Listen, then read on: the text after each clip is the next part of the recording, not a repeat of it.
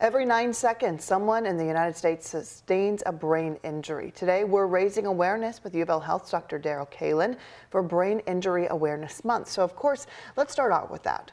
Why is this month so important? Why is it so important to talk about brain injuries? Well, March is Brain Injury Awareness Month, and I'm proudly displaying my green ribbon that talks about brain injury. And so the three things that I think are important to recognize is what is a brain injury, what can we do to prevent it, and how do we go about treating it. In the United States, there are probably close to 3 million brain injuries every year, and there are almost 1 million children and 1 million adults that show up in emergency rooms with traumatic brain injuries every year. But that means there's over 1 million who don't. So helping those people to recognize the importance of brain injury, I think, is a part of what we want to talk about today. Okay, very good. Let's jump right in. So tell me first, what are some of the most common brain injuries you see? Well, certainly falls, especially in children and adults. Motor vehicle accidents obviously can cause a traumatic brain injury. We often think about sports concussion and military, concussions and things of that nature. But unfortunately, violence is also a big part of that.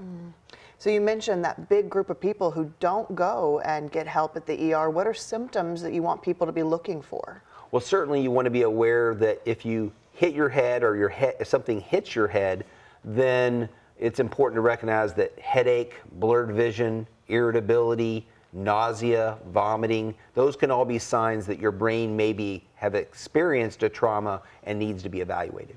Well, I know here in our community in Louisville, we're very lucky with U of L and all of the resources. Let's talk a little bit about treatment. What can you do for people who do get this diagnosis? Well, nobody wants to have a brain injury, but if you're going to have one, this is a great community to be treated in. So we have an amazing trauma center where you can be treated from the acute standpoint, whether you have a mild concussion or a severe brain injury.